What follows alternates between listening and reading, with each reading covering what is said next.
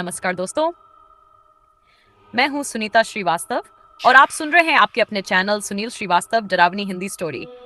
अगर आपको सच्ची और दिल दहला देने वाली कहानियां पसंद हैं, तो वीडियो को लाइक करें, चैनल को सब्सक्राइब करें और घंटी वाला बटन जरूर दबाएं, क्योंकि यहाँ हर कहानी में छुपा होता है एक ऐसा राज जो आपके रोंगटे खड़े कर देगा। एपिसोड 1। वो पहली झलक उस रात कुछ तो अलग था। हवा में एक अजीब सी ठंडक थी, जैसे कोई मेरे बहुत करीब आकर सांस ले रहा हो। मैं अपने गांव आई थी, सालों बाद। पुराना घर, वही टूटी खिड़कियां और सामने वो सुनसान हवेली। गांव वाले कहते थे, उस घर के पास रात को मत जाना, वहां कोई रहता है। मैं हंस दी थी, अरे भूत प्रेत कुछ नहीं होता। लेकिन उस रात मेरी हंसी मेरी गले में अटक गई। करीब आधी रात होगी। मैं खिड़की के पास बैठी थी, चांद की रोशनी सीधी उस हवेली पर पड़ रही थी। तभी मुझे लगा जैसे उस घर के दरवाजे पर कोई खड़ा है। पहले तो मैंने नजरें झपकाई, पर वो वहीं था, एक औरत, सफेद साया, बिल्कुल स्थिर। मेरा दिल जोर जोर से धड़कने लगा। मैंने खुद से कहा, शायद मेरा वहम है। लेकिन तभी उस घर का दरवाजा धीरे धीरे खुला और अंदर से एक हरा अजीब सा उजाला बाहर आने लगा। मेरे हाथ कांपने लगे और फिर उस औरत ने धीरे धीरे अपना हाथ मेरी तरफ बढ़ाया, जैसे मुझे बुला रही हो। आओ। मेरे कानों में आवाज गूंजी, पर वहां कोई आवाज नहीं थी। मैं डर गई, बहुत ज्यादा। लेकिन पता नहीं क्यों मेरे पैर खुद ब खुद उस हवेली की तरफ पड़ने लगे, जैसे कोई मुझे खींच रहा हो। दरवाजे के पास पहुंचते ही अचानक पीछे से किसी ने मेरा हाथ कसकर पकड़ लिया। मैं जोर से चिल्लाई, कौन है? पीछे मुड़कर देखा तो गांव का एक बूढ़ा आदमी था। उसकी आंखें डरी हुई थी। वो हाँफते हुए बोला, पागल हो गई हो क्या? ये मौत का दरवाजा है, जो अंदर गया वो कभी वापस नहीं आया। मैं कांपने लगी और तभी हम दोनों ने एक साथ उस दरवाजे की तरफ देखा। वो औरत अब दरवाजे के बिल्कुल पास खड़ी थी और इस बार उसकी आंखें सीधे मेरी आंखों में देख रही थीं और उसके होंठ हिले। तू वापस क्यों आ गई? वो औरत अब दरवाजे के बिल्कुल पास खड़ी थी और उसके होंठ हिले। तू वापस क्यों आ गई? मेरी सांस जैसे वहीं रुक गई। मैं पीछे हटना चाहती थी, लेकिन पैर जैसे जमीन में धंस गए थे। गांव का वो बूढ़ा आदमी मेरा हाथ पकड़कर मुझे खींचने लगा। चल यहां से अभी के अभी।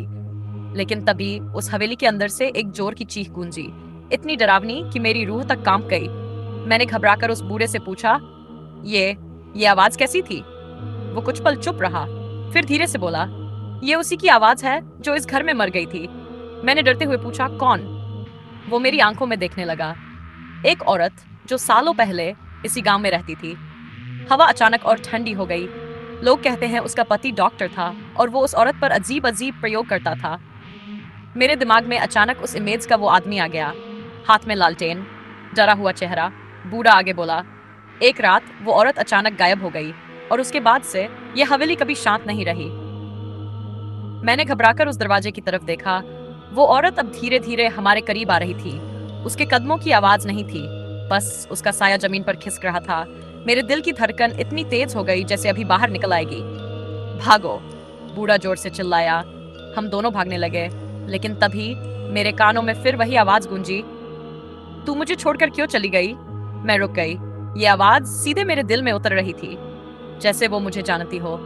मैंने धीरे धीरे पीछे मुड़कर देखा। वो औरत अब बिल्कुल मेरे सामने खड़ी थी। उसका चेहरा अब साफ दिख रहा था, आंखें पूरी काली और होंठों पर एक अजीब सी मुस्कान। उसने मेरा हाथ पकड़ लिया। उसका हाथ बर्फ से भी ज्यादा ठंडा था। मैं चीख पड़ी, छोड़ो मुझे। लेकिन वो धीरे से बोली, तू ही तो है जिसने मुझे इस नरक में छोड़ा था। मेरे दिमाग में जैसे बिजली सी कड़की। अचानक कुछ तस्वीरें मेरी आंखों के सामने घूमने लगी। मैं इस गांव में पहले भी आ चुकी थी, सालों पहले, और वो औरत मुझे ऐसे देख रही थी जैसे वो मुझे पहचानती हो, जैसे हमारा कोई पुराना रिश्ता हो। मैंने कांपते हुए कहा, मैं तुम्हें नहीं जानती। वो जोर से हंसी, झूठ, सब झूठ। और तभी उसने मेरी तरफ झुककर फुसफुसाया, चल तुझे सब याद दिलाती हूँ। अचानक मेरे चारों तरफ अंधेरा छा गया और मैं सीधे उस हवेली के अंदर खिंचती चली गई। अचानक मेरे चारों तरफ अंधेरा छा गया और मैं सीधे उस हवेली के अंदर खिंचती चली गई। अंदर कदम रखते ही एक सड़ी हुई बदबू ने मेरी सांसें रोक दी। दीवारों पर अजीब अजीब निशान बने थे, जैसे किसी ने नाखूनों से खरोंच खरोंच कर कुछ लिखने की कोशिश की हो। मेरे कानों में फुसफुसाहट गूंजने लगी, याद कर, सब याद कर। मैंने घबराकर चारों तरफ देखा। अचानक सामने एक कमरा दिखाई दिया। दरवाजा आधा खुला था और अंदर वही हरी रोशनी जल रही थी। मेरे पैर अपने आप उस कमरे की तरफ बढ़ने लगे। जैसे ही मैं अंदर गई, मेरे होश उड़ गए। कमरे के बीचों बीच एक पुरानी लकड़ी की टेबल थी और उस पर खून के सूखे हुए धब्बे। मेरे हाथ कांपने लगे। तभी मेरे पीछे से वही औरत बोली, यहीं तूने मुझे छोड़ा था। मैं डरते हुए पीछे मुड़ी। वो धीरे धीरे मेरी तरफ आ रही थी। याद आया कुछ? मैंने सिर पकड़ लिया। दिमाग फटने लगा था और तभी एक एक करके सब याद आने लगा। मैं मैं यहाँ पहले आई थी, एक नर्स बनकर। और वो आदमी, वो डॉक्टर था, वो उस औरत पर इलाज नहीं, जुल्म करता था। एक रात वो औरत मुझसे मदद मांग रही थी। मुझे यहाँ से बचा लो, ये मुझे मार देगा।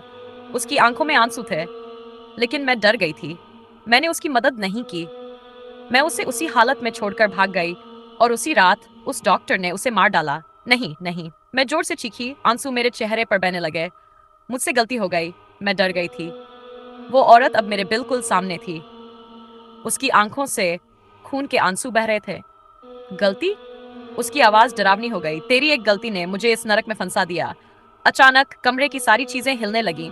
दरवाजे जोर जोर से बंद होने लगे। अब तू भी यहीं रहेगी। उसने मेरा हाथ कसकर पकड़ लिया। मैं छूटने की कोशिश करने लगी। नहीं, मुझे जाने दो प्लीज। लेकिन वो और भी जोर से हंसने लगी।